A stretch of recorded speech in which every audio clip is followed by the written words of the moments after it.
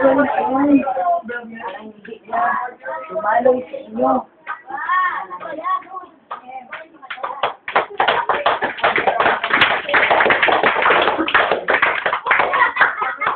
Dahil nasa mga huling araw na, wala nang panahon na natitira. Kaya mag-umpisa kayo ang kabutihan ay hindi maibigay ng magulang. Liwanag! Kung ang magulang ay nag-ugat sa kasalanan, mag-umpisa na kayo ng mabubuti. Dahil hindi na ibinibigay ngayon sa inyo ng Diyos ang kasalanan na dapat ay manalaytay pa sa inyo. Liwanag! Nauunawaan niyo ba sinasabi ngayon? Kung may kasalanan ng magulang ay hindi na papalasin. Ang parusa na lamang ay kung ano ang kasalanan na gagawin mo. Liwanag! Kaya huwag na kayong gumawa ng kasalanan. Gawin kayo kamalan. Naiintindihan niyo ba? Pagkat lahat kayo, halos lahat sa inyo ay may kasalanang galing sa Diyos. Pero sa kabutihan ng Diyos, hindi kayo nila yun makakarapin sa Amen. Amen. Kaya ang kasalanan na lamang na meron kayo ngayon ay ang kasalanan kung ano ang inagos. Bakit? Sapagkat nais ng Diyos na maligtas kayo. Para hindi na kayo maghirap sa pakikipaglaban.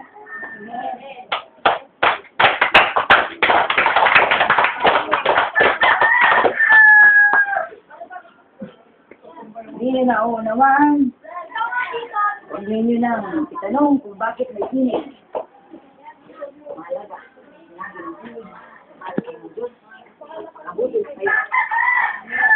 Abutin na kayo at sinangay.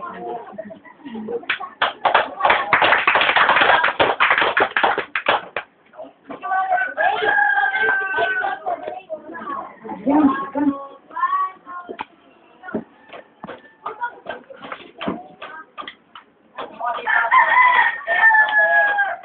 Para matulungan mo ang mga kaibigan mo.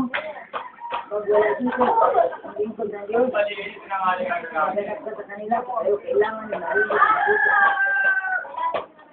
Ang hindi kayo magamit ng kahawan.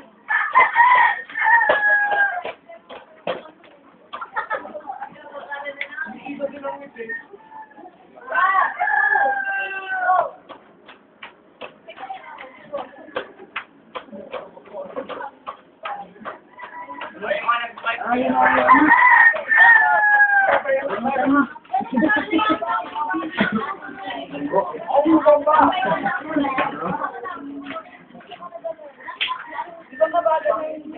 ito ang bunga mo, di ba?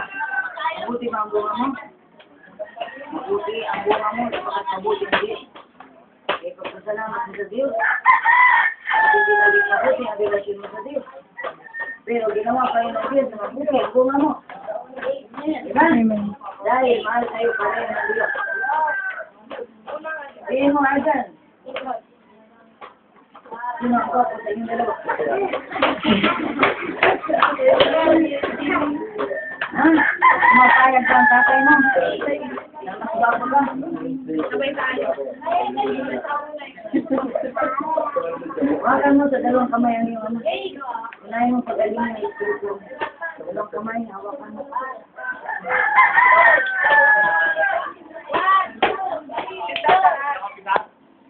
Hindi nagpabayaan nyo. Lumaki ka dyan. Lalo na yun. Unahin mo. Saligid. Ang Diyos. Okay. Ha? Iwanan ka ng Diyos. Maraming Diyos. Aral. Ang nagkarating sa iyong wala. Aral lalo ka magpitay. Sa mga kaibigan mo, ang lilitawan mo. Kapag gumagawa sila ng mali, kasi yung latigo yun. Ha?